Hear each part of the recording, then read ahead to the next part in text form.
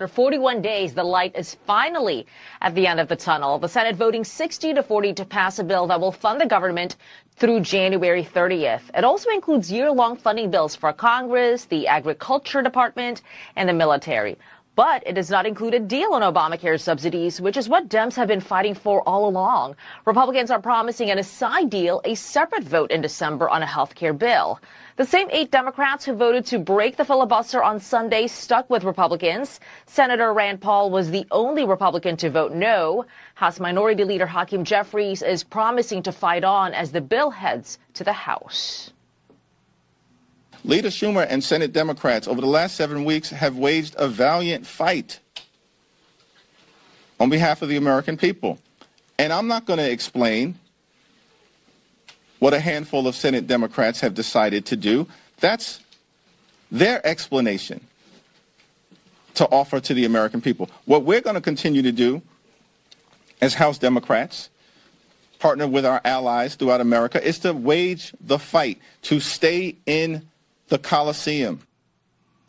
A growing list of House Democrats are now urging Senate Minority Leader Chuck Schumer to step aside, saying he's failed to keep his caucus together to reject the bill. Congressman Rashida Tlaib saying, in part, the Democratic Party needs leaders who fight and deliver for working people. Schumer should step down. Meantime, the president says Republicans are considering a way to stop this shutdown stalemate from happening again.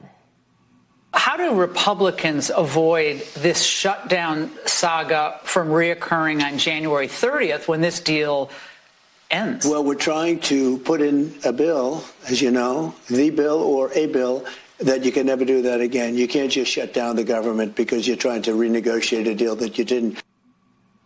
The House is expected to consider the Senate bill tomorrow, meaning final passage will probably happen late tomorrow night or Thursday morning. Welcome to my over-budget and underdeveloped above-ground concrete bunker in Chicago. Take a moment to get acquainted with some of the features we have here, or if you'd like, you can just play basketball.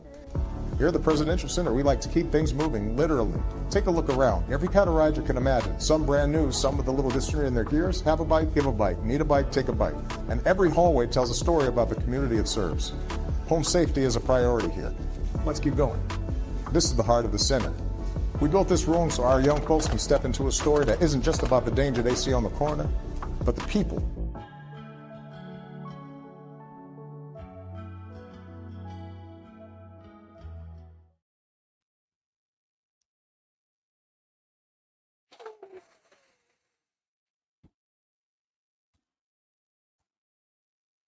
Damn it, Jerry.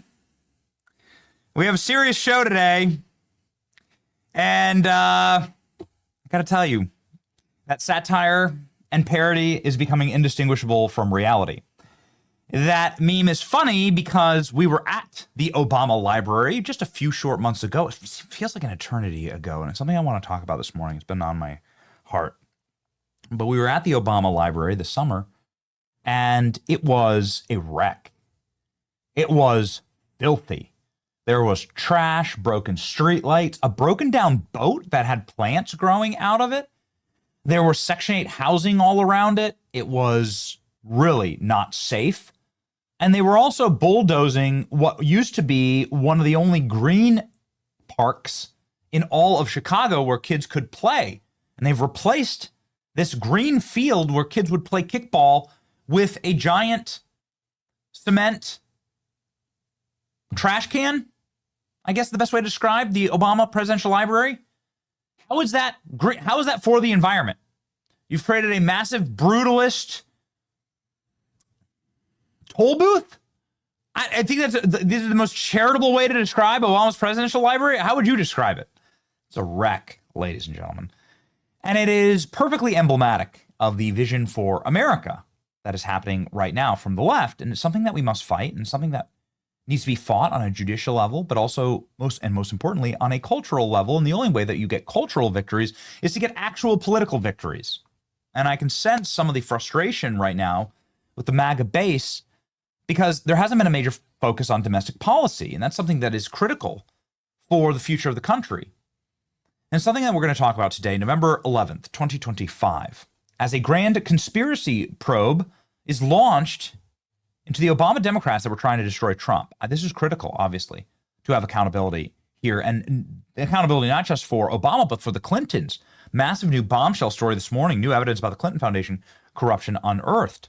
We'll have Ed Martin from the DOJ joining the program. Very excited about that. And Senator Ron Johnson, both two absolute brawlers when it comes to judicial overview. But we're going to talk quick about culture. It's going to be important. My name is Benny Johnson, and this is The Benny Show.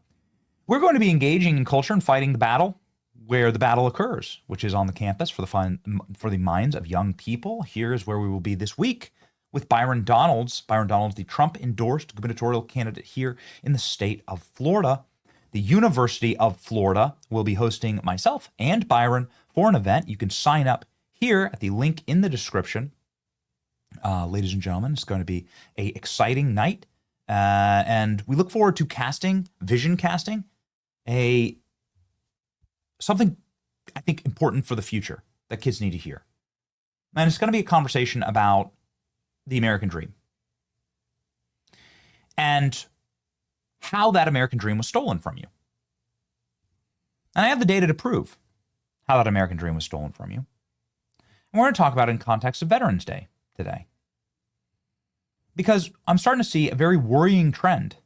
And happy Veterans Day, of course, to you and your loved ones. A happy Veterans Day to those who actually fought to preserve what once was America, but no longer. And I'm not a doomer, and I'm not a black pillar. I'm somebody who was born very much glass half full, sunny side of the street kind of thing. It's the optimistic thinking that has kept us going for a very, very long time. Even through a lot of bad stuff, man. I had to watch my buddy like die on a live stream like 2 months ago, and I haven't processed it, and I don't think I ever will, actually. Maybe I hope I never have to. But Charlie died the way that he lived, fighting for a future of America that is not a communist or a socialist nation. But we're like very close, actually, to a flipping point for young people. And it's critical that we talk about it. First, ladies and gentlemen, I want to talk about First Liberty. If you know that there is a bit of a vibe shift that's happening in the country, First Liberty, of course, understands this as well. We are at a critical turning point in our nation, more than ever. Powerful voices are pushing an agenda that puts the government above faith, that says that God is the government. God is not God. God is the government. And that's just communism. And that's the test. Are you a communist? Answer yes or no. First Liberty created an ebook, America's First Freedom. It's an antidote to tyranny. It reminds us what made America, what keeps America free.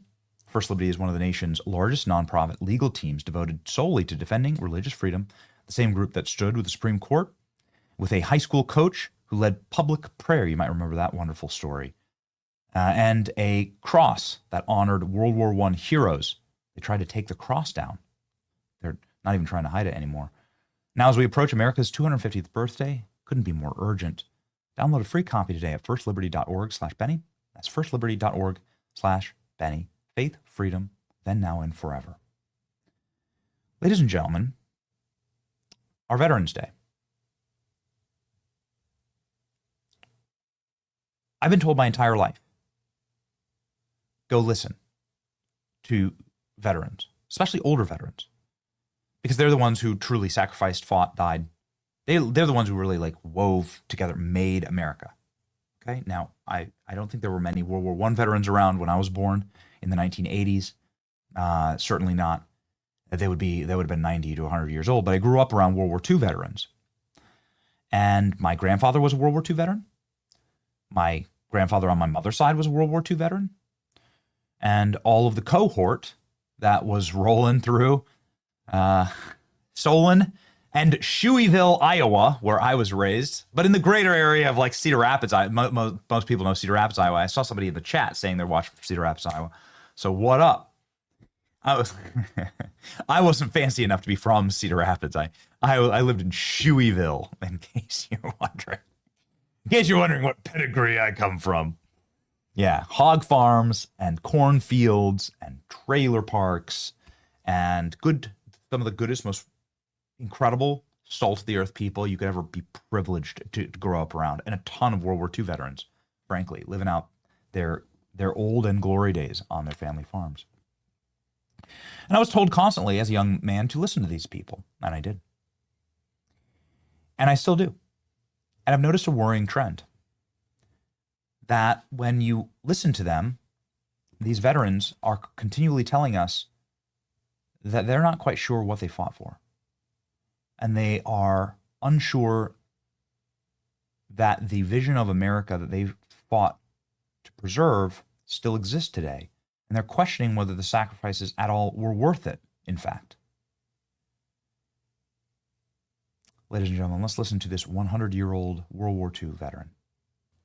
I don't know. I've lived a good life. I mean, I've had a lot of happiness, smiling, telling everybody that everything was beautiful every day. If I went into my church and didn't say everything was beautiful, they'd think I was sick. And I'm not that way. I mean, I sincerely believe in this old world that everything is beautiful. I mean, if I wake up in the morning and see these plants out here and all those flowers that are in there and the green grass on the ground, that's beautiful. And people don't realize what they have. They bitch about it. They do. And then nowadays, I am so upset that the things we did and the things we fought for and the boys that died for it, it's all gone down the drain. Our country's gone to hell in a handbasket. We haven't got the country we had when I was raised. Not at all. Nobody will have the fun I had. Nobody will have the opportunity I had. It's just not the same. That's not what our boys, that's not what they died for. It's just not it. I'm so sorry. Are you listening? Are you listening to your veterans? Benny, you found someone who was clearly emotional, and certainly this isn't something that all World War II veterans believe, that their fight was completely in vain, that their sacrifice was for nothing because they don't recognize their country, because they feel like a foreigner inside of their own country, because they are the ones who are discriminated against now inside of their country. What they fought for, what they fought to preserve, was not preserved. In fact, the enemies were brought in and were shoved into Section 8 housing right next to them.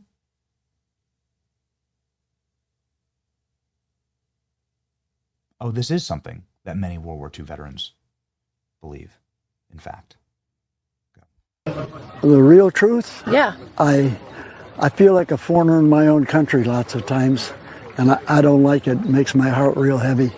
And I just hope we can pull out of this. There's too much Hollywood going on in Washington all the time.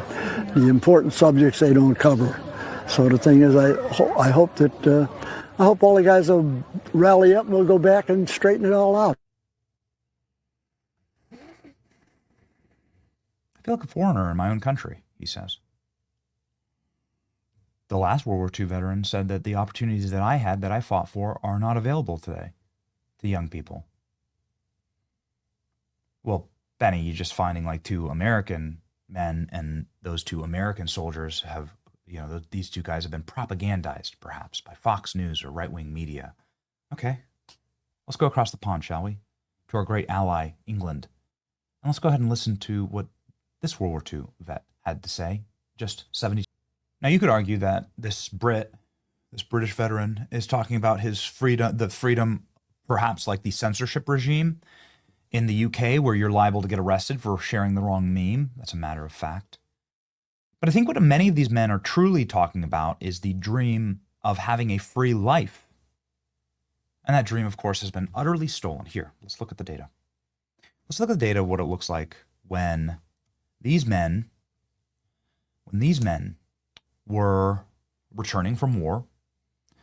What is true freedom? Thank you, Klein. Next chart. Thank you. What is true freedom? True freedom, and this is biblical, this is spiritual. True freedom is being able to buy a house, being able to put up a fence, have a dog, raise your children in peace, and inside of a fortress, your fortress, to be able to pay off that house without usury rates, to have a dog that runs around in the yard, to have a wife who cooks sourdoughs for you in that home and nurtures your children. As a man, you are protecting that house, and you are sitting out front on your porch with a shotgun in a rocking chair with a bug zapper and some country music playing low as the sun sets, and you listen to your children play. True freedom is having equity in the American dream, a home that is more than just a plot of land. It is a place where all of your memories are woven together, dug deep into the dirt, sunk deep into the earth that God made, and he's not making more of it. It is precious. It is an opportunity to pass on that legacy, pass that on to your children. Generational wealth is what comes from home ownership. Let's go ahead and check in on home ownership. Right when these guys got back from the war, and I guess you could put up a lot of charts. There's a lot of really troubling charts. For instance, the attendance of church. You could put up charts when it comes to graduation rates, literacy rates, rates of enlistment in the military, job rates for Native Americans, meaning people who were born here, the people who built this country. But I'm going to choose this because I actually believe that home ownership is the key to unlocking everything in life. Estimated percent of 30-year-olds who are married and homeowners. The Greatest Generation had 55% married with a home by 30 years old. Married with a home by 30. What's happened to that with every passing generation? Every passing generation. It's been carved and whittled down to nothing. It is now resting at what looks like approximately 10% based on this graph. 10%. From 55 to 10% of 30-year-olds. The average age of a home buyer is 39 years old right now in America. 39 years old is certainly past the window of peak fertility for young women. It is past the window of the prime and golden eras for fatherhood for young men. You wonder why there's population collapse? It's because the system that was designed to preserve the American dream that these men were fighting for was sold out from under you to multinational corporations, foreigners who hate our land, the foreigners that many of these men fought against, and to big banks and corporations. BlackRock, Vanguard, LLCs. You know, these men who are sitting there weeping in their uniforms, they didn't have to compete against a multinational globalist Wall Street entity that was gobbling up every single family home on the block in order to rent it to illegal aliens. And that is precisely what's happened. Scroll down, please. Cumulative total of foreign-born white-collar workers in the U.S. by year. And I use white-collar because, well, these are the kind of jobs that everyone would see as good, solid, paying incomes where you could actually create further generational wealth, stability. Look at what's happened since these men fought. It was less than 1% when those guys got back from war. And now it is cresting 20%. 20% of the U.S. workforce is foreign-born when it comes to the highest paying jobs. And it gets worse. Immigrants are using taxpayer money to purchase homes. FHA loan locks to immigrants without permanent residency, including H-1B visa holders. Look at this. The American dream has not only been stolen from you, it has been sold to illegals. and you are the one with the bill. Do you understand that this is what these men are crying about? They sold the American dream to illegals and made you pay for it. Thank God for President Trump. June 2025, after the FHA ban on criminal aliens getting subsidized housing.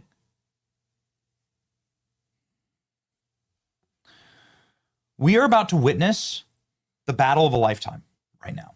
The battle of our lifetime is going to be what happens with people in my age demographic.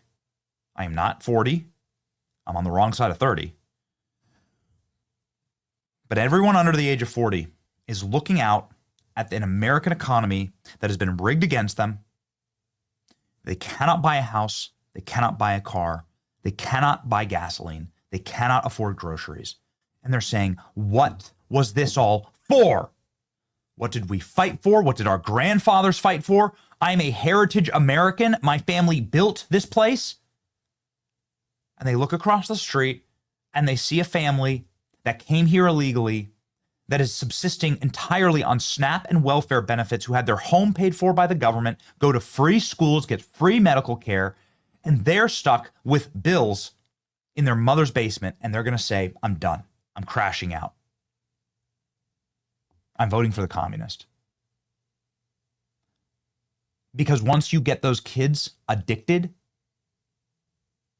to the nectar of free stuff from the government, you never go back. That's a bad drug. That's why these men are weeping. These men fought against totalitarianism. They fought against the government as God, not God as God, whether that be the Soviet Union, whether that be Nazi Germany. They fought for a fundamentally deist society centered around Christian principles, centered around taking care of those who live here, not being the landing spot welfare for the entire third world who hates us. They've seen their neighborhoods, way of life, culture atrophy and deteriorate and disintegrate. They've seen the Christian population of this nation be cut in half, and that's not what they fought for. They fought, in their own words, for this. Go back to the first chart. They fought so that 55% of their cohort could be married and buy a home by the age of 30. And that is what we must preserve, or restore, better yet, because the generation that was set to preserve it didn't. They failed.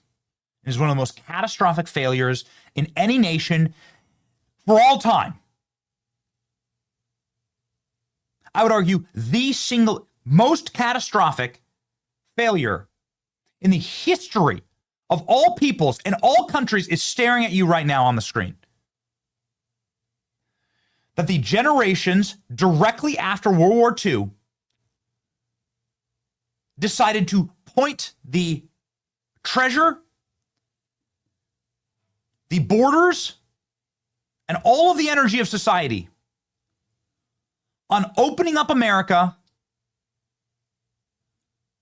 to people who did not build this country, did not fight these wars, did not create this place, who are here to parasitically take advantage of the best country on the earth and care nothing for the people that actually did fight, die, and build. They did nothing for them. They look at them with spite. They spit on them and their children. They center all of society around insulting Christians, fathers, mothers, parents. Those of us who wish to actually produce and create were penalized for it. Those of us who pay the bills of society, those rates and bills get ever higher with every passing moocher and parasite who comes into the system in order to come here to not work and not build and to simply change our nation fundamentally forever by bringing us a strand of communism, socialism, Marxism that you see, of course, now totally and completely reanimating the corpse of the Democrat Party. That is not what this World War II veterans fought for. Go ask them to a man, and there's very few of them left breathing and walking the earth today, sadly. Did you fight for open borders? Did you fight for communism? Did you fight for total government control over your health care? Did you fight for unaffordable homes, groceries, and gasoline? Is that what a world superpower looks like? Is that what the victors of World War II look like? No, in fact, the country itself reflects the loser mentality of a nation that's lost a great war. And what was that war? The war that we really lost was the war of globalism.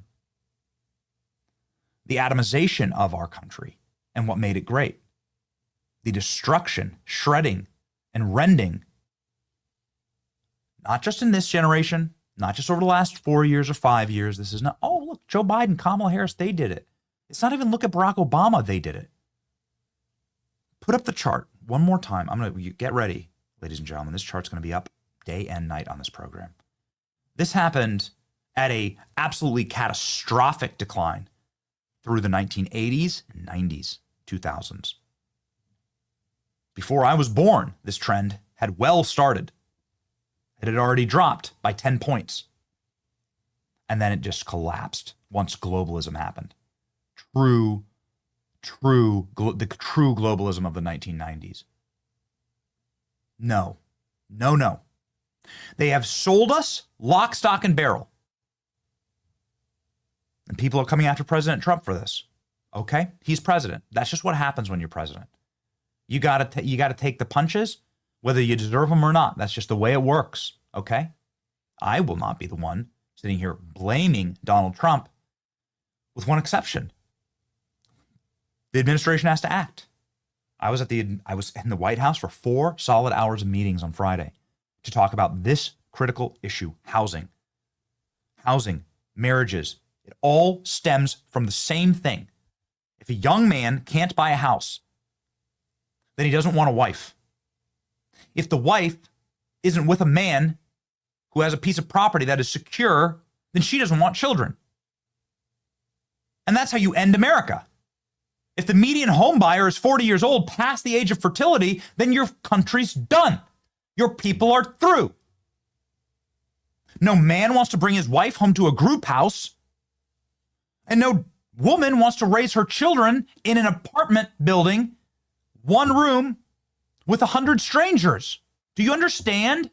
It's that simple.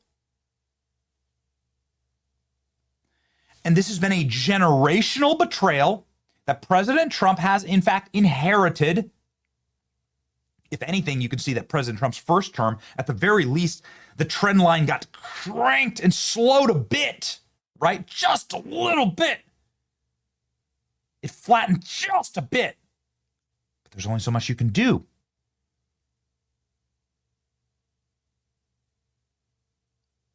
This is the battle of our time.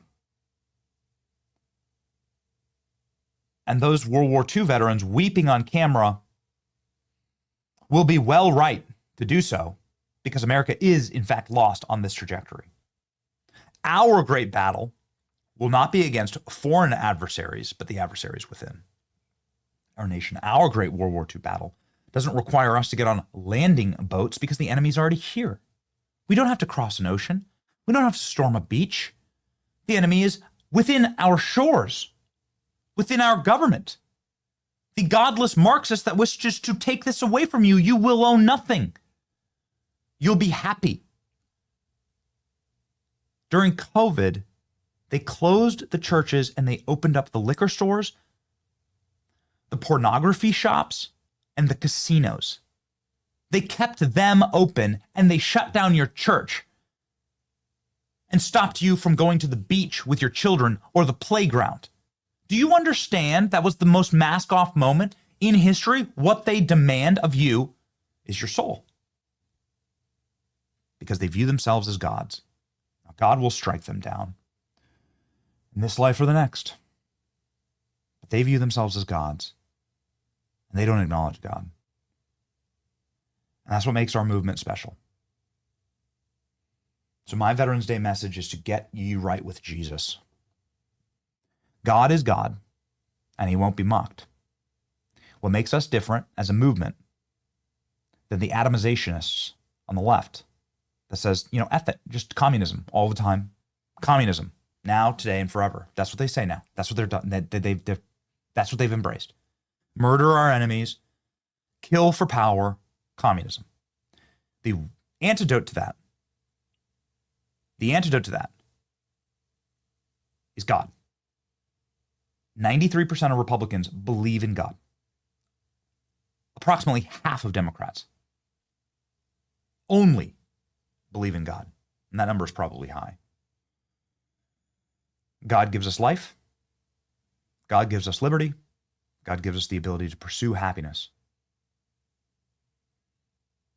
We are the party of those three things. That means we are the inheritor of the American dream. They are not. They are something totally and completely foreign to our land and our nation, to our American experience. They are the reason why our World War II veterans weep on Veterans Day.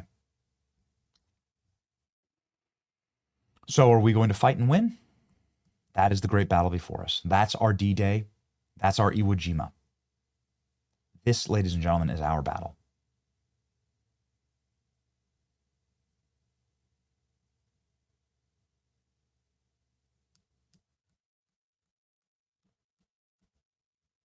Do we have what it takes to win? I guess we'll see. That's what we're going to be fighting for on this program. God bless our veterans. They did their part. They were betrayed here at home. And now it is time for our own revolution. It is time for our own restoration. And it's time for our own battlefield victories. This is what we seek, ladies and gentlemen. This is what we're going to keep fighting for. So if you believe in that, then you're in the right place. Ladies and gentlemen, if you also believe in life, then you'll, of course, love the ability to look at our next sponsor here and partner, Preborn. Preborn is an absolutely spectacular organization that preserves life for the American mother and doesn't kill it. How many more Americans would we have right now? How much better off would our country be if we hadn't have butchered and murdered an entire generation and sent them up for child sacrifice like the Aztecs? Oh, it's awful. But as Christians, we can turn it around. At Preborn, women find real care, the kind that heals. A woman that walks into one of Preborn's network clinics, and she's welcomed with open arms. She and her baby can have an ultrasound. For the first time, she can see life. Planned Parenthood, they don't show ultrasounds because the moment you see that photo of that precious, miraculous life, it changes you. I know it. I've done it. If she chooses life, Preborn continues to work with her for years, providing maternity clothes, diapers, counseling, and so much more. Preborn helps care for the whole woman, mind, body, and soul, the precious baby growing inside of her. Consider investing in Preborn. Dial pound 250 and say the word baby. That's pound 250 baby to visit preborn.com/Benny. Preborn.com/Benny. All gifts are tax deductible. Preborn is a 5-star rated charity. Ladies and gentlemen, we have a 5-star rated grand conspiracy probe that has made quite a bit of news. It's flown a bit under the radar as of late, but I was able to actually meet Jason Redding Quiones, who is the U.S. Attorney for the Southern District of Florida, when I was in D.C. And I can tell you, man, this guy's the real deal. Dude is the real deal. Trump-appointed federal prosecutor in Miami has launched a probe into the grand conspiracy of Democrats, Barack Obama, to destroy Trump's political ambitions.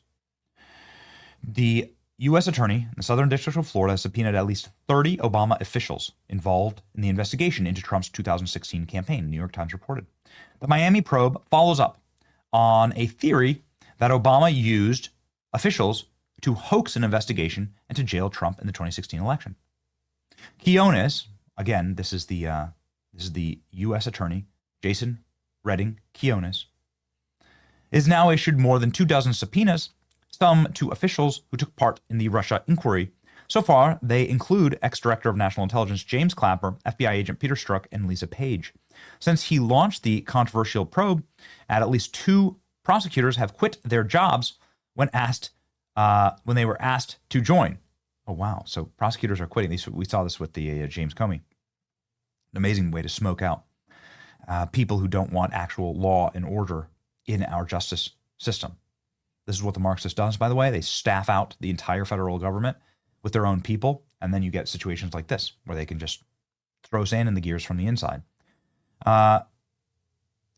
Quinones has responded by inviting staff from within the office to join the new unit and take on anti-Trumpers, Bloomberg claimed. In a rare move, the U.S. Attorney has called a meeting on Monday with dozens of career prosecutors in major crimes unit. Everyone is on pins and needles. Furthermore, a grand jury has been impaneled in the district on January 12th, with speculation that more indictments against Democrats will take place. My goodness. Justice is coming, read a post by Mike Davis, former GOP Senate staffer, who has been pushing the investigation on the plot to take down Trump. Davis posted a statement along with a photo of Quinones on Friday. The Daily Mail has reached out to the Department of Justice and the U.S. Attorney's Office, Southern District of Florida, in comment. In July, Director of National Intelligence Tulsi Gabbard submitted criminal referrals to the Justice Department for former President Barack Obama and his aides. It appears that the DOJ initially tried to hold the case in Pennsylvania, but has since moved to Florida, a smart decision in my opinion. Gabbard unveiled evidence claiming that Obama and his team illegally conspired to lead the 2016 election with a hoax on Donald Trump. This, of course, has been confirmed ad nauseum, demonstrably and empirically. The information that we are releasing today shows a tremendous conspiracy in 2016 committed by officials at the highest level of government. Their goal is to subvert the will of the American people and enact what was essentially a years-long coup and the object of trying to usurp the president from fulfilling the mandate bestowed upon him by the American people. Their egregious abuse of power and blatant rejection of our Constitution threatens the very foundation of integrity of our democracy. No matter how powerful, every person involved in the conspiracy must be investigated and prosecuted to the fullest extent of the law to make sure that it never happens. And if you'll scroll down just a little bit farther, you'll see the great Mike Davis.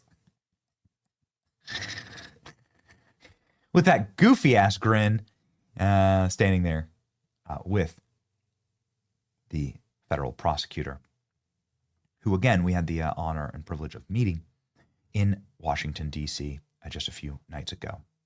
All right, ladies and gentlemen, this is something that obviously is been brewing for quite a while, something that Tulsi Gabbard, just a reminder of this graphic, I haven't seen this graphic in a while, of how Russiagate actually worked and how this hoax was designed in order to break every rule in the book and in order to sabotage President Trump and steal an election.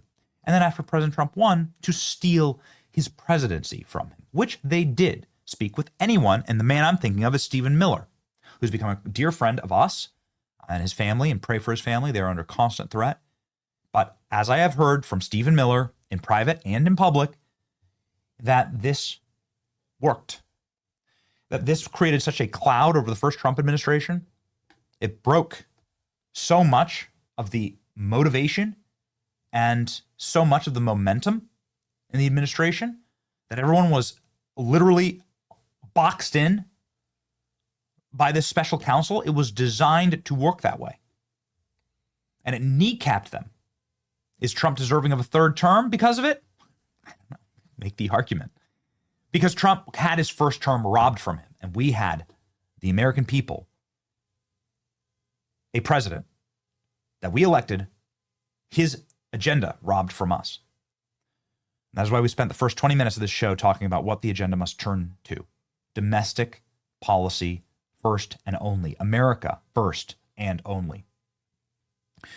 So, ladies and gentlemen, a very quick flashback here with Tulsi Gabbard explaining exactly what's going on right now in the great state of Florida, inside of this grand jury, the information that they are hearing, and how this process will move forward. Let's go. Do you believe that any of this new information implicates former President Obama in criminal behavior? We have referred and will continue to refer all of these documents to the Department of Justice and the FBI to investigate the criminal implications of this. For even former President Obama? Correct. The evidence that we have found and that we have released directly point to President Obama leading the manufacturing of this intelligence assessment. There are multiple pieces of evidence and intelligence that confirm that fact. Ed, go ahead. Director Gabbard, thank you. So just to, two questions, but to begin on that. The president yesterday, you've inferred that the former president helped lead a coup. Based on what you now see, do you believe President Obama is guilty of treason? I'm leaving the criminal charges to the Department of Justice. I am not an attorney, but as I've said previously, when you look at the intent behind creating a fake manufactured intelligence document that directly contradicts multiple assessments that were created by the intelligence community, the expressed intent and what followed afterward can only be described as a years-long coup and a treasonous conspiracy against the American people, our republic, and an attempt to undermine President Trump's administration. The Senate Intelligence... A years-long coup, treasonous against the American people. Ladies and gentlemen, I'm so honored to have our next guest, locked and loaded from the Department of Justice, the pardon attorney for President Trump, who's been on a roll. The great Ed Martin joins the show live right now.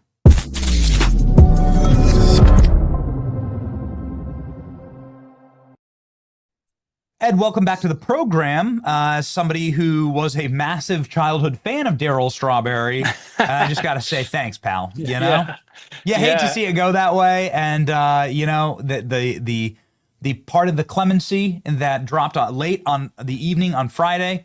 We haven't really covered it on the show program, so the floor is yours, Ed. Well, you mentioned Darryl Strawberry. I also have a connection. He moved to St. Louis. People don't realize, of course, great New York Met and a Yankee. He lives outside of St. Louis with his wife. He's sober. He runs a ministry. He's really an extraordinary guy. And I have to say that one was brought to us to do the check on and all. And I was really pleased to learn a lot more about him and his life since he had some problems. So that was great. Look, President Trump, when I became pardon attorney, President Trump kind of gave me two focuses. And not only this, but I describe it this way. One is there's lots of people that have to pay a price, but then they deserve some clemency. Sometimes get out of jail a little bit, serve 50 years and they've already served 42 and they get out or something because they've changed their life. And people that deserve a break, he feels that. He's a guy that has that sense of second chance. But the other group is people who have been weaponized against. And he's spoken numerous times about how the Biden administration and before that, the Obama administration, and frankly, even within Trump 1, you mentioned the first Trump administration, sometimes career prosecutors kept cases going. The targeting of American citizens by a weaponized government, especially Biden in the last 4 years, it's obvious, it's clear. More and more we're finding details and specifics, but that's what the president has been clear about. And this large chunk of the pardons from late last week included people who were targeted by the Biden administration in a very particular way. So, yeah, let's go ahead and talk about that. And obviously get my boyhood baseball cards off the table and go now to more recent history where a slew of Americans, dozens and dozens, were criminally prosecuted for objecting to an election, which is, of course, our constitutional right protected by multiple amendments of the Constitution. And so it really did boggle the mind how they were able to do this. It seems utterly pernicious. And with these pardons, this is a wonderful step forward in ensuring that these Americans get all of their rights back and their lives back. Can you talk us through it, Ed? Yeah, Benny, thanks. So there's 77 people who were pardoned in this pardon. As you point out, it's the alternate electors in the 2020 election that were stepping up, as you said, to play a role in the Constitution, the Electoral College, exactly what you're hoping to do, expecting to do if you love the country and love the Constitution. And for all these years, all through the Biden administration, they were hunted. They were hunted by the Biden administration. They were meant to pay a price. They were forced to pay a price, sometimes with prosecution, sometimes with bar complaints. But the characteristics of these people are very important. Some are famous. Rudy Giuliani's famous, Sidney Powell, but most of them are regular folks who, here's what happened. 2020 election happens, deeply suspect to a lot of us, things we saw right away, like what's going on. And then they invoked and they utilized what is our system. In fact, the first time this was done, Benny, was 1960, first famous time. 1960, Kennedy loses Hawaii to Nixon. He says, wait a second, that is a close race. We're going to recount that. We better create 3 electors, alternate electors. Democrats signed the paperwork, and they were there. It turns out, by the way, that Hawaii actually flipped. And when the Kennedy electors were needed, they could step right in. All that was happening in 2020 and early 2021 was people saying, hey, we've got a right to object to this, and we're trying to find our voice and see that. And these 77 people were targeted. And what we know, Benny, what's so important to hear is that Jack Smith, the special counsel, betrayed the game plan, in my opinion. He said, we're going to go out and get everybody across the country and try to get Trump with a grand conspiracy, saying somehow they were all tied together. But then you saw Georgia had a prosecutor do it. Arizona had an attorney general, Michigan. All of a sudden, this network was targeting individuals, and across the country, 77 people put into harm's way, put in and cost a ton of money, a ton of time, a ton of prestige, a ton of their lives. And President Trump's instinct when I first started this job was go find these people that have been weaponized against, and let's try to protect them. And that's what this pardon does. It starts the argument, I think, out there, because some of these are state charges. Most of them are state charges, but it starts the argument that says, wait, you're charging somebody with a conspiracy at the state level. There wasn't a crime. There wasn't a victim. There wasn't a cost. Come on, get over it. And we're fighting back. And I think these people deserved it. And President Trump did this, and it was an honor to be a part of it. There have been alternate electors in virtually every, or contested elections in virtually every election in American history. And this is our right. Democracy is very messy at times. And I don't, and actually all the time, by nature, it is very messy. And so, like, Al Gore did this in 2000. I don't quite understand it. They called George W. Bush an illegitimate president, obviously, for 8 straight years. The cognitive dissonance, Ed, I don't get. Well, and I we could spend you've talked on your program, Benny, you have like, how do you understand this? How do you try to talk to people that are gone, and have full blown TDS? But what I can just see is people targeted in a way that is truly destructive. You have people who have to mortgage their home. They have to liquidate their savings. They have to fight for their bar license. There's a guy up in Wisconsin. His name is Jim Trupis. He's a judge. John Eastman's kind of famous. For those of us that are conservative, he's an iconic character for 30 years. Jim Trupis, Judge Trupis is his name. He was a judge for 40 years, 35 years, just beloved, respected, conservative, but he signed on to be a lawyer for the effort to do what the Constitution says, and they still have him in court. They're still dragging him around. And again, remember what I'm saying is these are federal pardons, so they cover the fact that Jack Smith wanted to charge these people federally in D.C. That covers it, but it also is an argument about what's happening here. And again, when President Trump, he doesn't just do things only because of one reason. He has multiple reasons, in my opinion. And what he also is showing is 2020, there was something about 2020, and we're finding more and more, that made it so they had to silence you. They didn't just disagree. Yes. You had to be silenced. And if you were Jim Trupis or some of these others, and people looked up from their otherwise normal lives and said, look what they're doing to Jim Trupis. He's the esteemed judge in our county. Look what they're doing to so-and-so who's a regular business guy. They're destroying them. I'm going to shut my mouth too. I'm not going to bring my objections. I'm going to step back. That's what weaponization means. And that's another piece of these pardons to really deliver a message that A, we're on your side, American citizens, and B, you can fight back and get protected, because we all have to do that. Yeah, it was a national struggle session by the Marxists is what it was. They wanted people to have a sign hung around their neck. It's the same thing that Mao Zedong did. You want to put a sign around their neck, you put a cone on their head, you put them out in the middle of the town square, and everybody goes and yells at them because they had a different thought from the party. And this is the same tactic. It is truly evil. It is. And again, one of the things that's liberating for us that promote this, President Trump he's got a funny thing. He's a kind of rough, tough guy. He's a fighter, but he's very kind in a very special way. And in this one, other people, I can tell you, other people sort of around the sort of movement and law say, well, don't bother with these pardons. They may not be effectuating much and all. President Trump was like, hey, these people are beleaguered and they deserve to know that we're on their side. And I think this will have an effect. There's a great argument for how it can have an effect, but it also sends a big message. And I should say Senator Ron Johnson played a big role in helping with this, helping get it done. And General Bondi was like, get after it. The DAG, Todd Blanche, was get after it. Everybody said, figure it out, tighten it up, make sure we have it all done right. And then we're going to go do this and we're going to bring this to people. And I can tell you, I heard from Rudy, but I heard from the regular folks. They really feel like the president did something for them. And they feel like there's wind at their back now to keep going because many of them are still fighting, still trying to figure out how to go forward. Yes.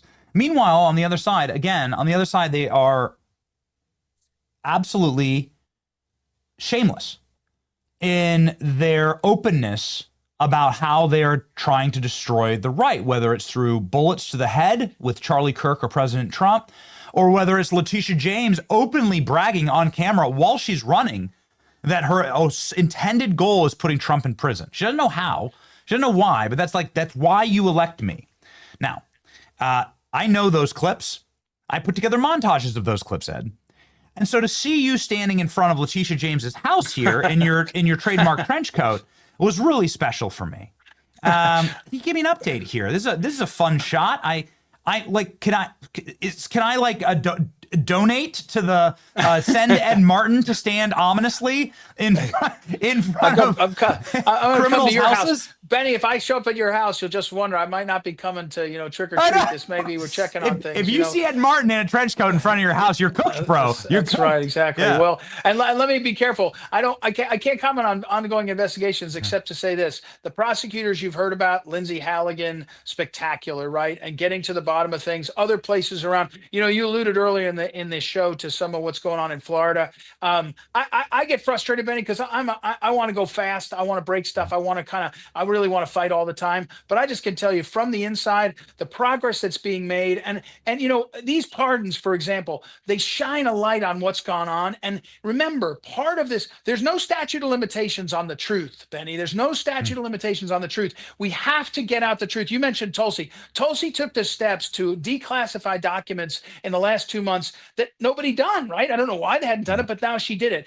Getting the truth out and then holding people accountable. Nobody should think we're saying we're just going to tell the truth. That's not true. We're going to get everybody we can, but you have to be willing to get the truth out because a lot of what they're counting on is running out the clock with the Article 3 judges and others and trying to hide the truth. So these pardons, again, shine a light on a situation and I hope make people say, A, those Americans didn't deserve to be victims, and B, what was going on there? Why were they trying to keep it silent so much? Let's get to the bottom of that more and more.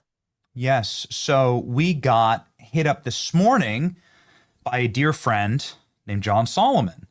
And he says, get a load of this. And it goes like this from Just the News. Clinton corruption files Pam Bondi and Kash Patel unleash new evidence about former First Family Foundation.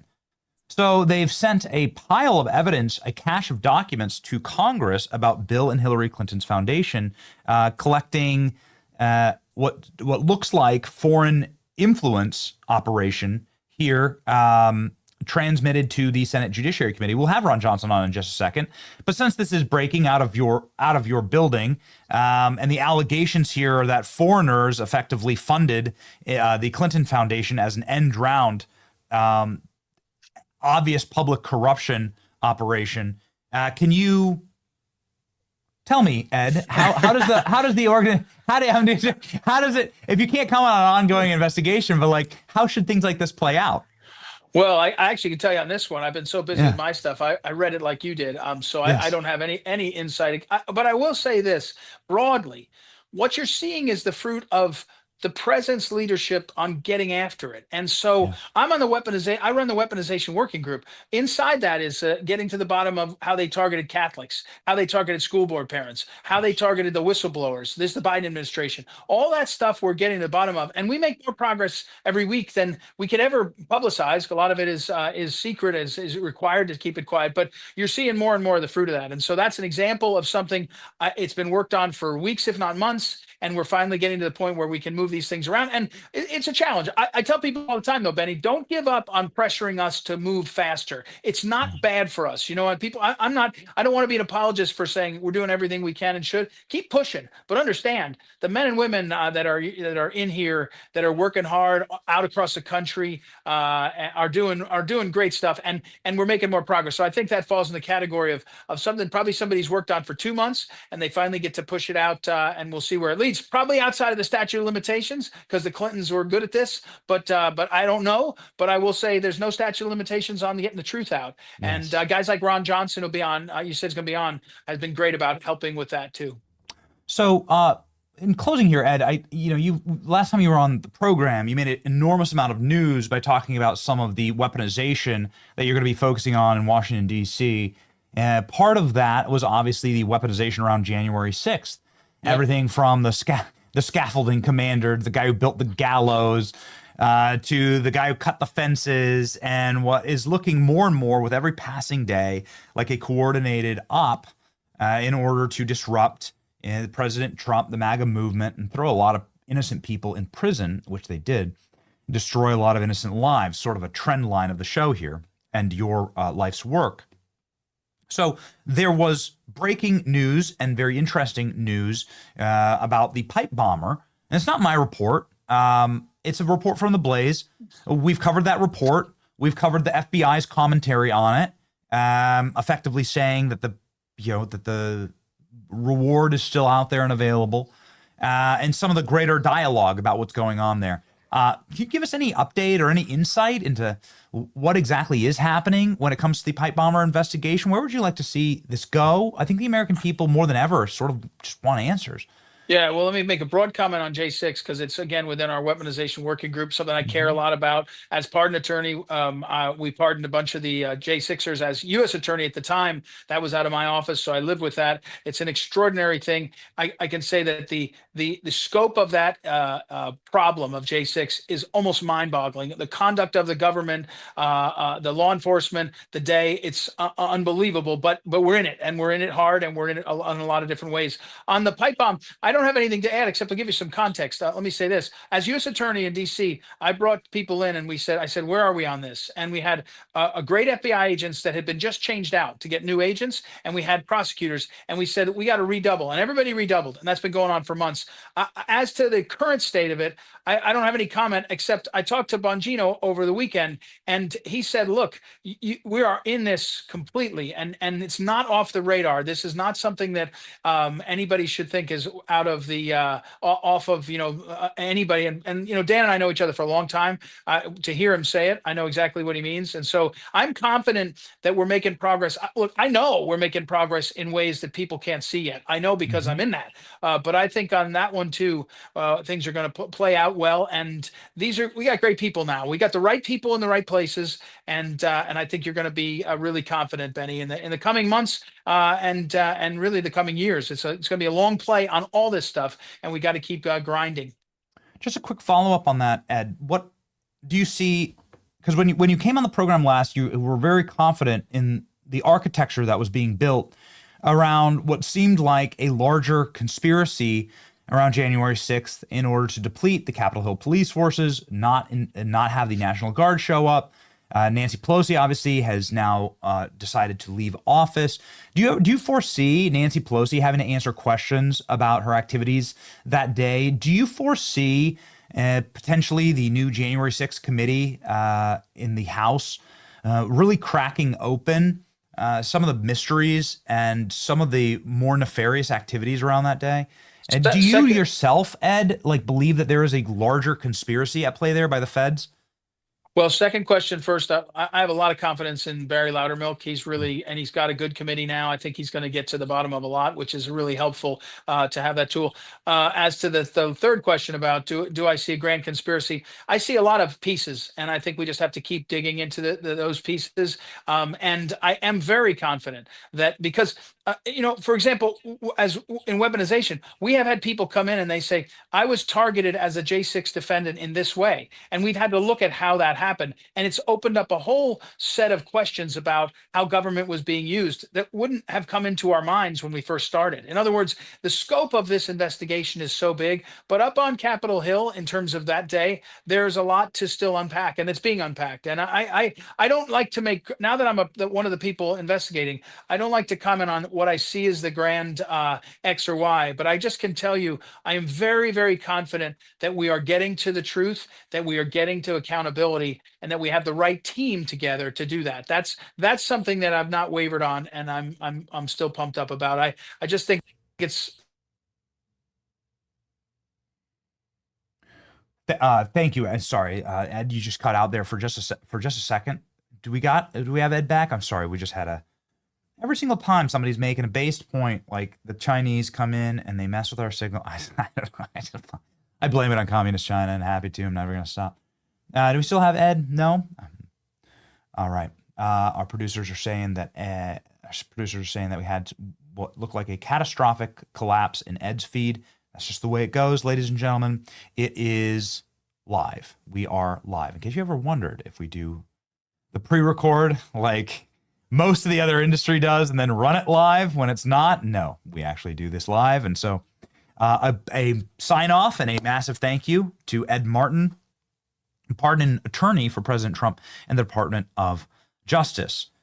Justice, of course, would be able to get home ownership rates higher in this country, would be able to get homes for young people to start their futures in this country. American financing, ladies and gentlemen, helps you get out of high interest debt. This is a crippling problem for young people. It comes in the form of student debt. It comes in the form of putting too much on your credit cards. It comes in the form of usury rates, in my opinion, of the high 20s and 30s. It is just catastrophic. And you're looking at the high interest debt rates, credit card debt rates around the country, and you're just seeing this as a bubble that's going to pop. And it's really like leveraging people's lives. American financing helps people get out of that high interest debt and consolidates to more manageable payments to help you get on the path of financial freedom. You should do this. Get you some extra breathing room before the holidays. Call American Financing today at 888-528-1219. That's 888-528-1219. AmericanFinancing.net/Benny. All right, ladies and gentlemen, we still have news of a brawl at Berkeley last night. We have news of the Clintons and their foreign funding being investigated now by Pam Bondi. And we have plenty of news about the government shutdown, which is perhaps going to end within hours. Senate ends 41-day government shutdown, stalemate, and they send the bipartisan deal to the House. Chuck Schumer crying on the Senate floor last night. And Senator Schumer now getting called out by his own party. And the hyenas are nipping at the legs of the old and tired and beleaguered and depleted, malnourished lion, if you can call Chuck Schumer that, as he trudges through. The hyenas are yapping. They're coming for Chuck Schumer, man, I'm telling you. Somebody who you should listen to, though, on all of this is the great Senator Ron Johnson from the state of Wisconsin, who joins us live now.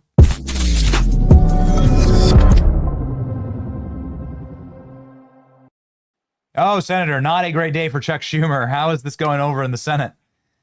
Morning, Benny. Well, I'm just glad that we found 8 Democrats that were rational and decided to end this. It really has been a travesty to hold government employees and the American population hostage for their political demands was pretty sick. You had one Democrat staffer say that we're not going to end this until planes start falling out of the sky. I'm very grateful that didn't happen. But, we stood pretty firm. We stood very firm. We did not cave to their demands to continue to mask over, hide the miserable failure that Obamacare is. The fact is pushing premiums, causing them to skyrocket. Again, it's very difficult, national averages, that type of thing. One thing I looked at was a 40-year-old individual. Their premiums on average, state by state, have gone up 169%. That's 4.3 times the rate of inflation, which has increased 39% since the start of Obamacare. So it's been a disaster. And that was the whole thing, is they were trying desperately to try and continue to paint that over, to mask it over, to hide the fact that their Obamacare policy has miserably failed. And I'm just glad that Republicans stood strong. Now, there's a small subsection of those individuals above 400% poverty line whose subsidies completely go away. Those individuals have been harmed by Obamacare to a great extent. I'd kind of like to help those folks, but not until Democrats admit the extent of the problem and quit lying about the fact. I heard it last night on the Senate floor. 20 million Americans are going to see their premiums double. No, that's just not true. 22 million of the 24 million people on the exchanges, their subsidies continue at the original Obamacare subsidy rates. And because premiums are skyrocketing at average 26%, the actual dollar amount of those subsidies will be increasing next year. They may have to pay more in terms of their net premium, but their gross premiums are going up 26%, and their subsidies are increasing as well. So those, I know that's a lot of numbers. That's the truth. There hasn't been a whole lot of truth spoken by Democrats on during this entire shutdown. I hate that you senators are debating and in charge of healthcare policy. I hate it. The more I listen to senators, the more I listen to some of the people like the Mazie Hironos of the world, the more I'm like, man, I wouldn't like trust you to rent a Lime bike scooter, you know, and not drive it directly into traffic. You're some of the dumbest people, not you, Senator, we love you, but like senators are some of the dumbest people on earth. I mean, and it's like, it's grotesque that that these styles of policies are sitting before the Senate. It was never intended to be that. And it's horribly damaging. I don't want to go back and relitigate history, but how damaging was John McCain voting against, you know, you were there for that fight. And we like the Obamacare truly was well and true on the ropes. What was the Republican solution here? And what did John McCain do that night? Well, first of all, I hate to report the Republican solution back then was not very good. It was what the House sent over to us was not a very good plan. What we need to do, and part of the problem with this is you need the tools to be able to do it. Trying to do it through reconciliation is very difficult. Obamacare wasn't passed totally through reconciliation. They had 60 votes at one point in time. So the problem you have in Washington, D.C. is it seems to be pretty much an information and fact-free zone. Everybody has their solutions. It maybe sounds good. The good news, I think, currently is what President Trump tweeted. I think that was prompted by a lot of the things that we're doing in the Senate, people like Rick Scott, who actually knows healthcare. You know, one of our principles is take the money we're spending, give it to the American people, and give them the freedom to buy the type of insurance plan they want. What Obamacare did is it did completely dismantle the individual insurance market, put in place these, Rube Goldberg, very prescriptive policies, destroyed high-risk pools that weren't perfect, could have been tweaked to cover people with pre-existing conditions, but it's literally that you forced those small percentage of the American public, back then it was about 12 million people on the individual exchanges, carried the entire cost burden of covering people with pre-existing conditions. So that's one of the reasons that premiums have skyrocketed, doubled, tripled, some cases quadrupled in some of these states. It's just the faulty design. We're going to have to repair all that damage, but we can't necessarily do it all through reconciliation. And we've got to get our act together. We've got to come up with our own plan, but it's a good start with President Trump saying, what money we're spending on healthcare, subsidizing people's care, give it to them. Let them decide what kind of plan, things like short-term plans, association plans, all those things are outlawed because of Obamacare. We need to give Americans their freedom back and try and get government as much as possible out of it. Part of a big problem is just the third-party payer system, government, and even health insurance. It's a third-party payer system. For every dollar we spend on healthcare, the patients kick in maybe 10 cents. So we have no idea what anything costs other than our insurance rate and our taxes. That's a broken market system. We need to bring more consumerism back, but you do that with things like health savings accounts. Again, they're basic principles. If you understand the marketplace, I come from the private sector. I actually do. Rick Scott comes from the private sector. He understands hospitals as well.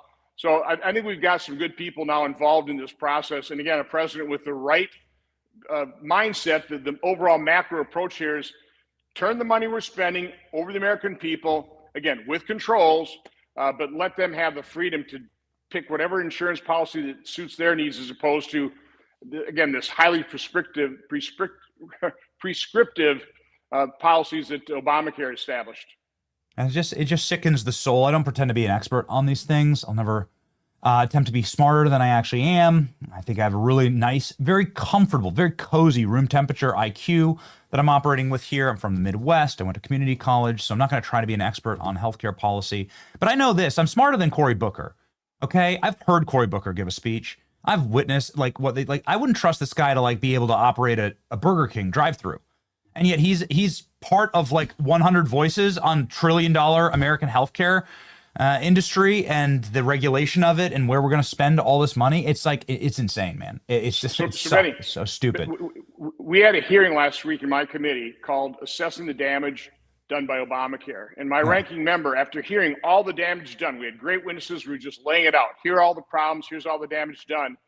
At the very end of the hearing, he goes, where are all these millions that have been harmed by Obamacare? I don't know anybody who's been harmed by Obamacare. And I said, your own witness. They brought in a mom from Madison, Wisconsin. Her employer dropped coverage in 2016 because you had the Obamacare alternatives, right? She bought a silver plan at $1,000 a month, couldn't afford it. A couple years later, she switched to a bronze plan, $14,000 deductible, had medical bills, had to take out an $18,000 home equity line of credit. And I'm going, your own witness is a victim of Obamacare. So that's the problem we're dealing with.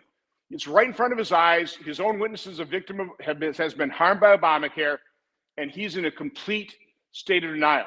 The entire Democrat Party is in a state of denial. And what's the first step in solving a problem? You have to admit you have one.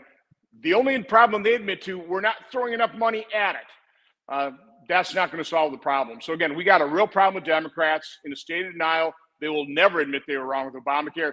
Again, Obamacare wasn't about bringing down costs as much as President Obama lied about that. Obamacare was the first step in a single payer system. And that's what they're trying to do. They're trying to jam us, throw a couple, $400 billion more at this problem, and we will eventually get to where we always intended to go, which was complete government-run healthcare, and then we are totally screwed. Yeah. Yep. It is, man, it's a tough conversation to have because it's all left-wing coded, and they were able to get Obamacare over the finish line. They were able to break it forever. And they'll never own it, and they'll just use it as a cudgel to beat Republicans with into eternity. And so it sucks. It was such a massive miscalculation by the Republican Party at the time, and every year since, it just gets worse and worse and worse. You'd hate to see the housing market go that way. It's something that I think that obviously a lot of people are focusing on right now. And it's something that this show, we've been doing a lot of work on it. It's something that Charlie and I were working on before his assassination to unlock the American dream. Now, healthcare obviously is a massive part of that. You want young people to be able to afford healthcare. But before young people care or think about healthcare, they think about, do I have a shot at the American dream? Do I have a shot at owning a home? Do I have a shot at actually starting my life? Where you can't bring your wife home to the group house right after getting married. Nobody wants to do that. And you can't raise kids in a single room apartment, with 100 strangers. And so I want to ask just sort of an open-ended question here, Senator, as somebody who clearly cares about the future of the nation. Is there anything at all like cooking in the Senate or in Congress in order to assist first-time homebuyers or young people to get the age down from 40?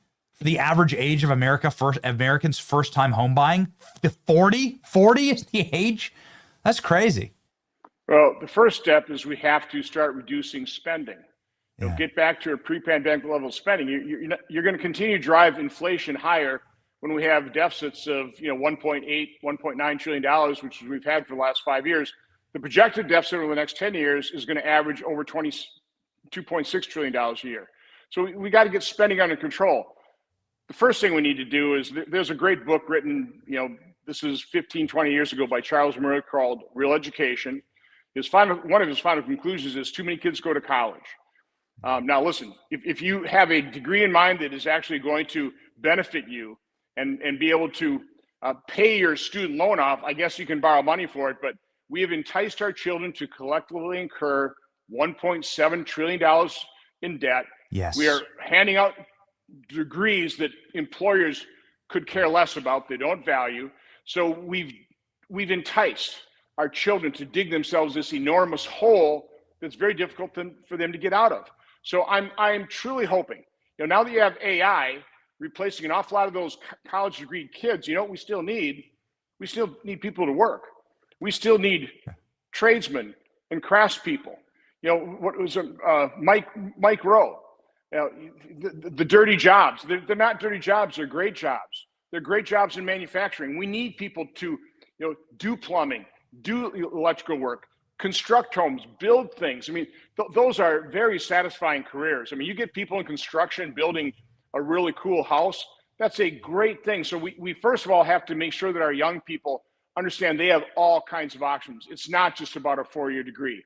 If there's something that you want to do with a 4-year degree, great.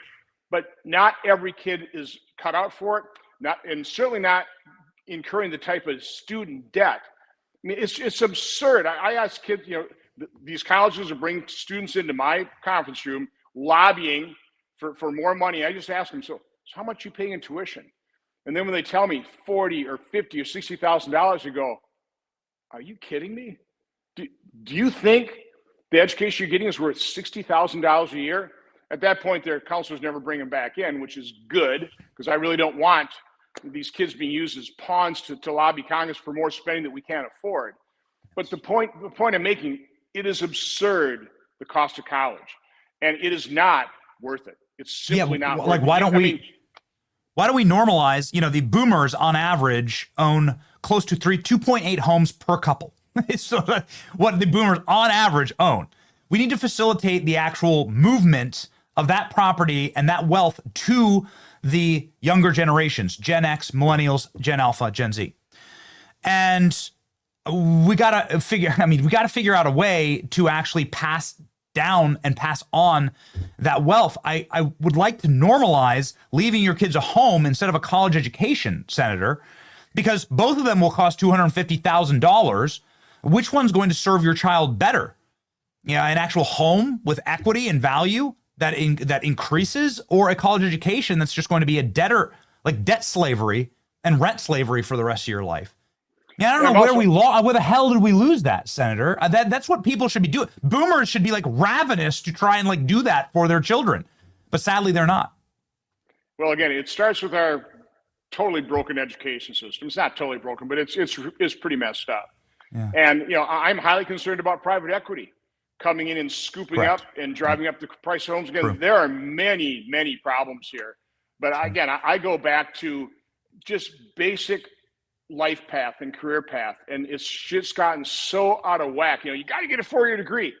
No, you don't. No, you don't. I mean, you just simply don't. And you certainly shouldn't get $100,000, $200,000 in debt, because you will never dig yourself out of that hole. Correct. As we've seen during the Biden administration, where they had to pay off hundreds of billions of dollars of student loan debt. So again, debt is bad. I fortunately had a professor in college who started out saying the reason they call a debt instrument a bond is because when you put yourself in debt, you put yourself into bondage.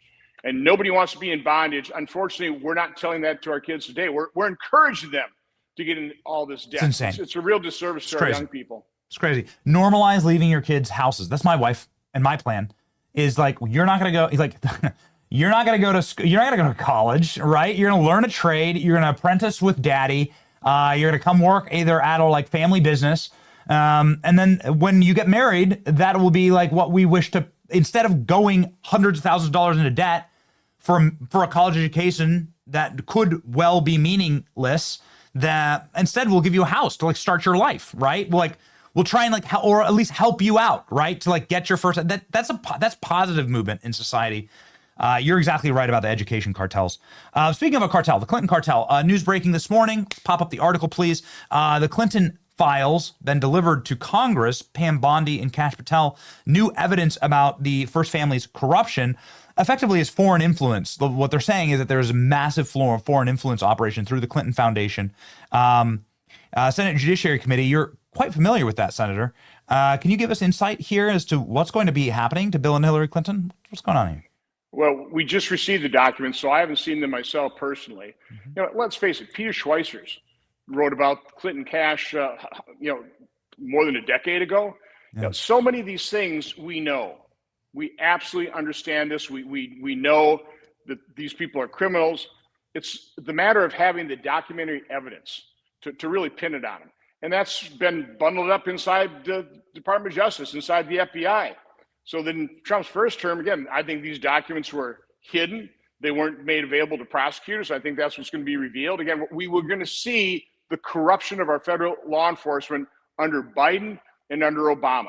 I mean, to me, it's obvious that's been what's happening, but you need the documentation. My concern, Benny, we found a bunch of documents in a skiff in a bunch of burn bags. They ran out of time. How many documents did they destroy? My guess is they destroyed a lot of documents. So that's the issue we have. To me, all this stuff is known. This is obvious. I mean, these people are criminals, including President Obama, who knew full well what the Steele dossier was, a Clinton campaign dirty trick, and yet he helped engineer the Mueller investigation with John Brennan. I mean, we know all of these things. It's obvious these guys did this, disrupted our democracy, did more damage to it than anything China or Russia could ever hope to accomplish. But the mainstream media is in their back pocket, so this doesn't get the kind of public and publicity it needs. That's our challenge. That's the challenge of Congress. That's the challenge of the Trump administration. Pam Bondi, Kash Patel. We need to first and foremost expose all of these things, but at the same time, they're going to try and prosecute the crime, and that's going to be the tension. They don't want to blow their prosecution. That generally means that Congress is not going to get available or have available to it a lot of these documents, which means the public's not going to hear about it until there's a trial. And my concern is if it's just a narrow indictment, do all these records get sealed up like they did under John Durham? So again, you've got that tension. Listen, you had Ed Martin on.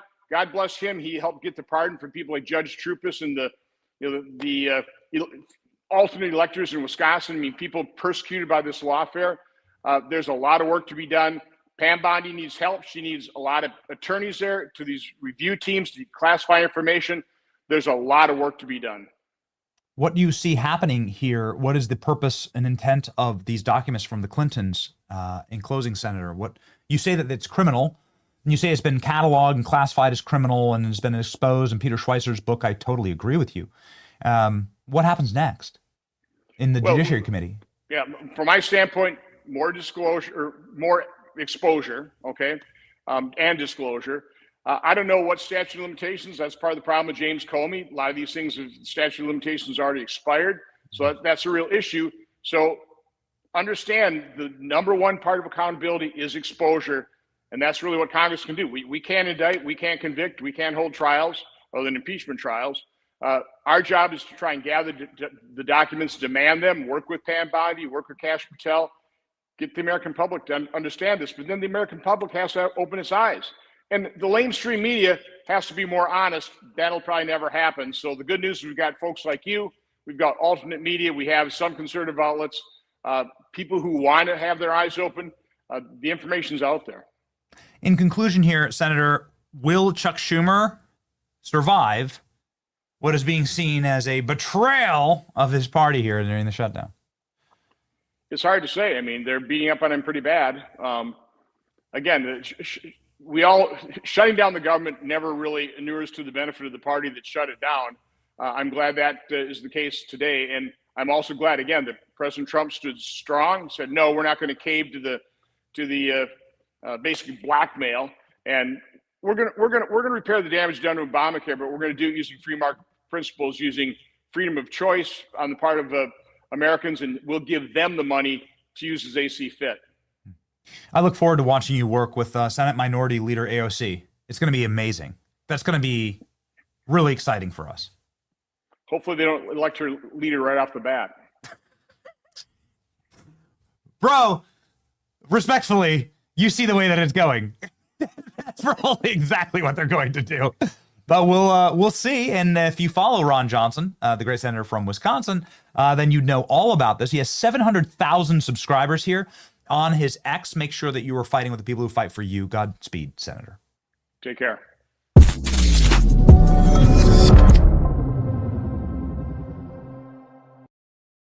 Ladies and gentlemen, we always love speaking with our guests. We're sorry that, again, Ed Martin didn't get a polite send-off as we had a small technical issue there. We're going to continue to fight for this stuff. You know, obviously, we got a generational grudge match when it comes to the future of America, and it's going to be decided now. And I'm very saddened that Charlie's not here, and it sucks. It sucks. He was a generational leader on these things, and his voice truly mattered. In our own very, as we have said many times, in our own very poor and inadequate way, we wish merely to carry on that messaging. We need the energy to do it. Blackout Coffee gets us there, man. Blackout Coffee is real, black, good, small batch roasted coffee right here in the state of Florida. It is in my cup right now, and it keeps us going, man. We have been redlining. I had to apologize to my team yesterday because I was grumpy all day, right? Because we've just had some stuff I can talk about, some stuff I can't, but we've just had a rough week. So your prayers would be appreciated. It's just been a lot, you know, honestly. It's been a lot. A lot of these, when you make big moves and when you have little kids, it just and you're doing your best to like keep the energy going, and keep the business going. Sometimes you just need a mulligan, right? The only thing that I use as an alternative stimulant other than my children and family to motivate me is caffeine, and that caffeine is made right here by conservatives who love their country, by Christians who love God and who want to preserve this great place. If you believe in hard work and American values and coffee that actually tastes like coffee, go to blackoutcoffee.com/Benny. Use the code Benny for 20% off to get the energy to fight the communists. That's blackoutcoffee.com/Benny. Stop settling and start drinking real coffee. Ladies and gentlemen, Kamala Harris claims that the party took black women for granted during the 2024 election and that she was fighting 3D chess. If she's fighting 3D chess, then what does like normal chess look like exactly? Because Kamala Harris wasn't even playing checkers. Like she wasn't even playing checkers for like Make-A-Wish, like short bus checkers, right? Where you're just like kind of chewing on the pieces. She wasn't even playing that in the election. Kamala Harris, in an absolute nightmare interview, another one, appeared on a podcast, Storehouse and Friends. What the hell are these podcasts? Like what are these things? I've never heard of anything. Who's backstopping these podcasts? What the hell are they? Like, can I get a witness? Can I get an amen on this? What the hell what are all these podcasts? What is this? Do I live in a bubble? I don't think so. What are these podcasts? Storehouse and Friends? There's like a new lib-coded, femme-coded podcast with a fake brick wall. Yeah, I know we got a fake brick wall too. We're gonna do a full redo of the studio. We're excited about that. But like they all look the exact same. They all sound the exact same. What are these things? I don't know. They're it's like Alien, you know. It's like Gremlins. Like they're where they all come from. They're spawning insufferable podcasts for Kamala Harris to sit there and gripe and bitch and moan. Here we go. I think the Democratic Party has taken black women for granted. There are very specific issues that impact black women in America that should be some of the highest priorities. I made them priorities when I was vice president, such as black maternal mortality. You know, among the stakes that I knew was president in the election included whether or not we were going to pay attention to, let's say, specific health needs around like issues like postpartum care, maternity, right, support, and then you look at what's happening now with this guy in office, and they're cutting funding for scientific research if it has the word woman or black in it. Right? So, for example, important research that still needs to be done around fibroids. Right? All of that. So, to your point, I am never going to shy away from who I am, and I'm never going to feel burdened that because of who I am in terms of my race and my gender, that I should pretend to not be. Yeah. I said, wait a minute. She went to Howard. She's an AKA. What do y'all mean?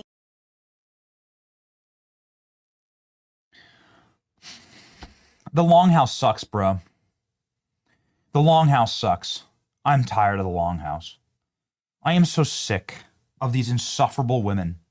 I am so sick of this femme-coded society where you can give everyone everything. The Democrat Party took black women for granted. What are you talking about?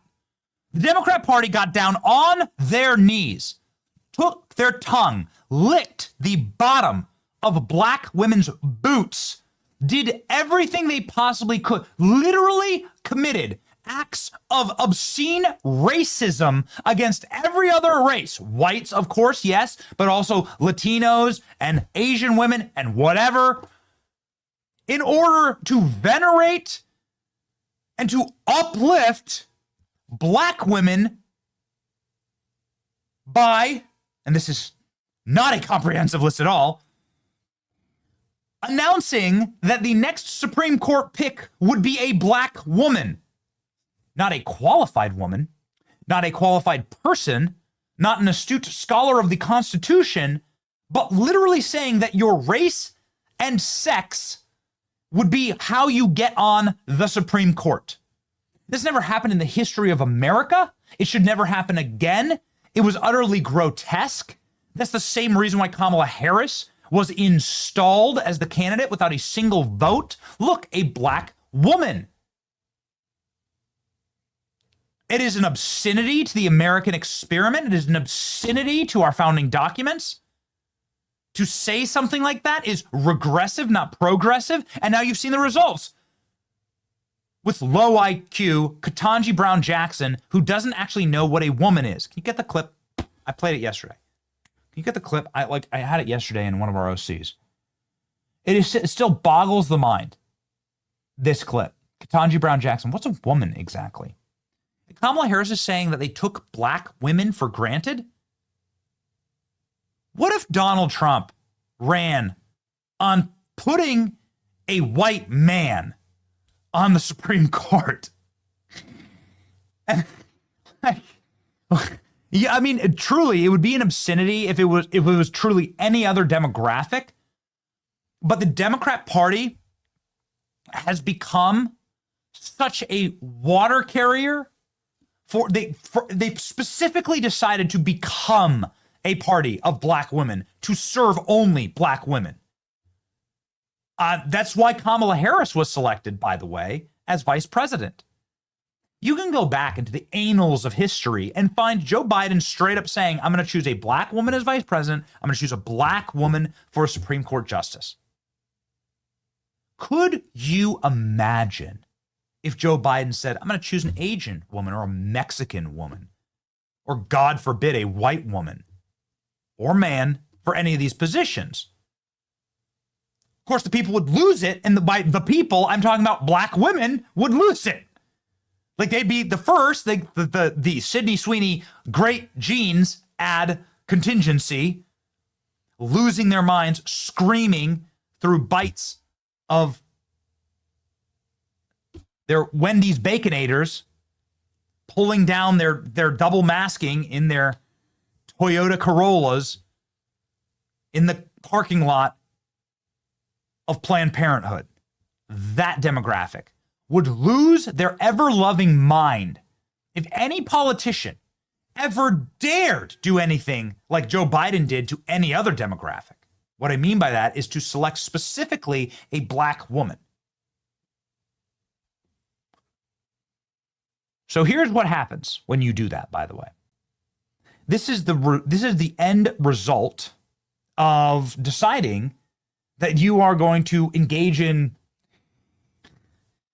like neo-eugenics by saying it is your skin color and sex alone that will define whether you are worthy of a high position in society. Here we go. Can you provide a definition for the word woman? Can I provide a definition? Mm-hmm. No. Yeah. I can't. You can't? Not in this context. So I'm not a biologist. The meaning of the word. I'm not a biologist. Marsha Blackburn has been on this program, I think. Is that correct, Alex? She's a senator from Tennessee. She's running for governor now. She's definitely going to become the next Tennessee governor. I got nothing against Marsha Blackburn. But a slight critique there from somebody who talks for a living. Your answer, like the follow-up to that is obviously has to be, well, you were nominated because you are a black woman. So what is a woman? Are you a woman? Did Joe Biden lie to us? Are you Mike? Are you Mike? Mike. The follow-up there, this is how you get them. Stop talking, start thinking when it comes to debating. The follow-up there, Senator, respectfully, when she says, I'm not a biologist, I don't know what a woman is you are nominated because you are a black woman. That's what the president said, Joe Biden. So are you a woman? And then shut up and let that sweet silence play out. You understand how this works?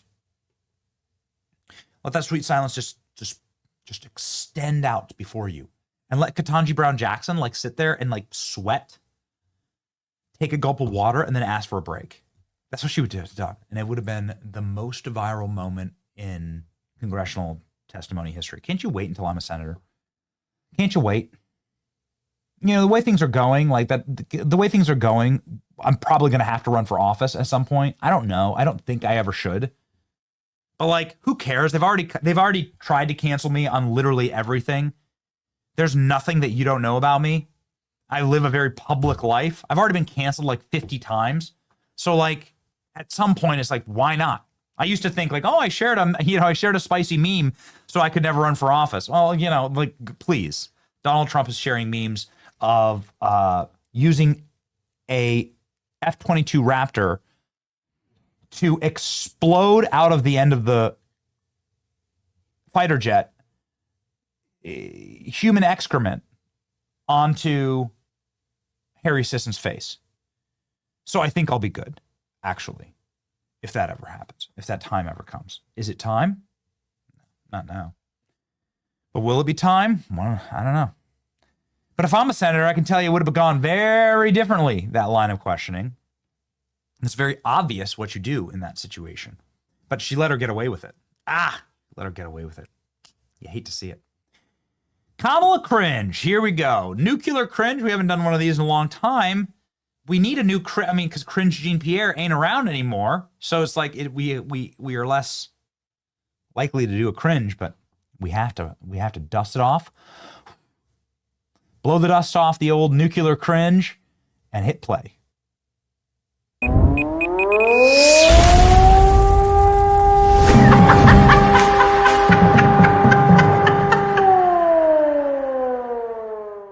I was aware of my opponent's strategy, and I wasn't about to fall prey or fall into those traps. And part of his strategy and those around him was to try and take me off our game and message. And I wasn't about to be distracted by those flames that he was trying to throw to get me away from my highest priority, which was talking to people about the economy and their well-being in terms of their financial well-being. And I understood the game that was being played, and I made a decision that I wasn't going to get played. And chess, not checkers. Got it. chess, not checkers. Yeah, three-dimensional chess. I'm telling you, you know.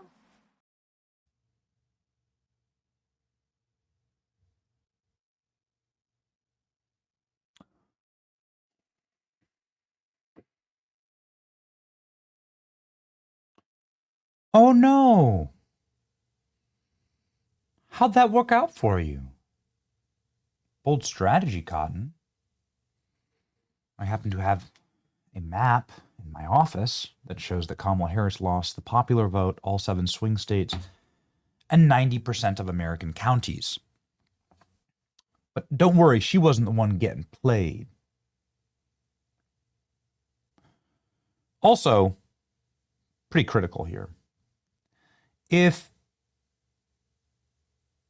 you're talking to a group of people, whether it's 3 people or 300 or 3,000, and you're the only one laughing at the things you're saying, you're doing it wrong. You're a sociopath. There's something broken about you in your soul. Stop doing that. Stop doing that. Stop. Stop. Stop laughing. Stop laughing. Stop laughing. Stop laughing. This is a real problem for Kamala Harris, and it really shows something very dark and weird. Think about it like the Joker, right? How the Joker, like, he'll kill someone and then he'll, like, laugh maniacally and hysterically. Or he'll harm someone or their family or commit some horrible act of violence or crime, and then he'll, like, laugh about it. Like, that's the vibe. That's the vibes that Kamala gives off. Okay, great. I know that not everything's going perfectly in this country. And I have my own criticisms, and we've leveled them, actually, frankly, on this show. But at the very least, we don't have that. President Trump saved us from that, and no other Republican could have done it. I don't think. I really don't think so. I know so in my heart. And so for that, ladies and gentlemen, we were profoundly thankful. It has been a long couple of weeks. We've been traveling, moving. There's been a lot of, let's just say, activity with the family. Everyone is safe. Everyone is sound. Thank God. But yeah, it's just been a lot these last few days, and we thank you for sticking with us in our program. We love you. We love our bond charge red light mask when we go home. It allows for us to relax. It's like a little sauna. Listen, man, I don't have any room for a sauna at the house. Most people don't, right? I don't know how Swedish you are. Swedes, like, actually, they build houses around the saunas. That's how important the saunas are. But I don't, and most Americans don't, quite frankly. But bond charge helps me, especially their mask, with wrinkles, right? Razor burn. These are kind of things I get regularly. Doing our level-headed best to relax at the end of the day. It leaves me feeling euphoric when I use bond charge products. They're sleek and super lightweight, and they're good for you. They have a 1-year warranty. Go to bondcharge.com/Benny and use the coupon code Benny to save 15%. That's BONCHARGE.com/Benny. Use coupon code Benny for 15%. These statements and products have not been evaluated by the Food and Drug Administration, and they're not intended to cure, diagnose, or treat any disease or condition. Okay. Ladies and gentlemen, is the White House taunting Ilhan Omar, suggesting that she can go back to Somalia and work at McDonald's? I guess so. Would you look at this? All right, Fox News. White House seems ready for Ilhan Omar to leave the U.S. and go back to Somalia, where she was born. On Monday, the White House shared an image on X of President Donald Trump waving goodbye through a McDonald's drive-thru window in response to a video of Omar saying that she wasn't concerned about being deported. I have no worry. I don't know how they'd take away my citizenship and deport me, Omar said. Well, because you committed a crime. You married your brother coming here. You committed a crime. And so you committed immigration fraud by doing that. But I don't even like why this is such a scary threat. I'm not an 8-year-old who escaped war anymore. I'm a grown, my kids are grown. They're dirty little I'm telling you, I'm not trying to attack some of these kids, You should check in on Ilhan Omar's kids. They're literal Marxists, like hammer and sickle, Stalin, Mao Zedong Marxists. Okay, you should check. And they're was her daughter arrested? Was her daughter arrested at the Columbia protests? I'm almost sure of it. But they have engaged Ilhan Omar, over 100 arrested at Columbia University. Man, sometimes ALX and Klein, boy, sometimes we are just all of one mind. Look at that. Criminal communist is what Ilhan Omar's raised. Okay. I'm grown. My kids are grown. I could live wherever I want. And here is the White House's response to that, ladies and gentlemen. See ya. It's like a quote tweet, right? And so scroll down. Let's see. Yeah, all right. So this is Ilhan Omar saying it. Yikes. I'm not gonna make your ears bleed with the Ilhan Omar commentary. I just had enough. I've had enough today. Check the polls with Polymarket. Let's go.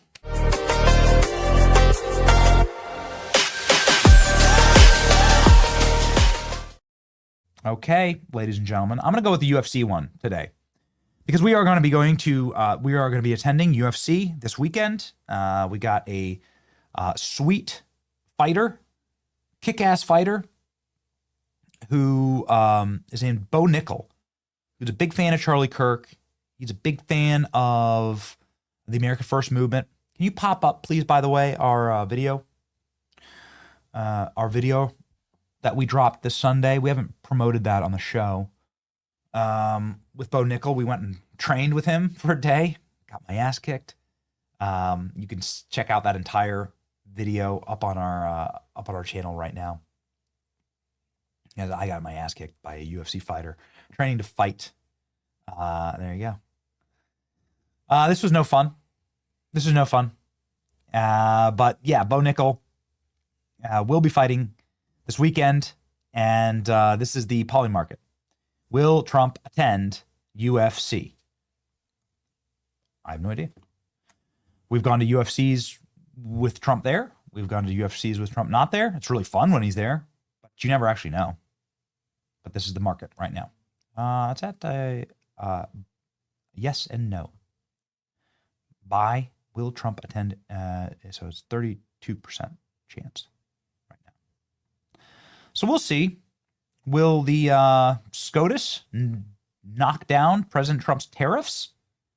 At 26% chance, the court will rule in favor of Trump's tariffs. That's not good. Holy moly. That's collapsed after the oral arguments. So we'll see, ladies and gentlemen. We like Polymarket because they've been predicting the future. We like to predict the future on this program. It sort of just gives you a rolling average of what's going to happen next. So we'll see. We'll see. We do know this, that when you lock in with your Lord and Savior, when you are set with your verse of the day, and you are set with your Creator, that nothing can touch you. So let's go. Galatians 6:8. Whoever sows to please their flesh, from the flesh will reap destruction. Whoever sows to please the Spirit, from the Spirit will reap eternal life. This is why you got to have kids, man. I don't even know how to explain it other than this. You've got to have kids because when you're having kids, dude, like there's nothing more self-sacrificial. It is literally someone you are sowing to please the Spirit of God, who asks us to go out and go forth and multiply. And this is the presence of children in your life. And the Spirit of God is procreation, is bring the children unto me. Don't harm a hair on their heads. Like these children are mine. Like that connects you with God. It brings you closer to God. Ladies and gentlemen, from Galatians 6:8, a wonderful verse today. Go out! Make this nation a great nation. Fight. This is the battle before us. And know this. We're going to win. That's your boy Benny. See ya. It's all there, black and white, clear as crystal. You only shut down the government to win political points for an off-year election. You pretended to fight for a better deal, but you get nothing. You lose. Good day, sir. Welcome to my over-budget and underdeveloped above-ground concrete bunker in Chicago. Take a moment to get acquainted with some of the features we have here, or if you'd like, you can just play basketball. Here at the Presidential Center, we like to keep things moving, literally. Take a look around. Every kind of ride you can imagine. Some brand new, some with a little history in their gears. Have a bike, give a bike. Need a bike, take a bike. And every hallway tells a story about the community it serves. Home safety is a priority here. Let's keep going. This is the heart of the center. We built this room so our young folks can step into a story that isn't just about the danger they see on the corner, but the people.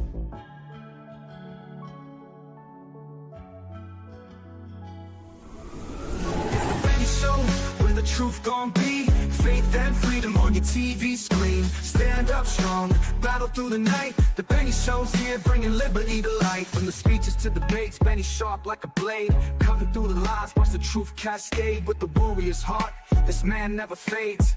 You know it's prime time when Benny invades. From saving the nation to stories untold, the Benny Show's a storm, see the truth unfold.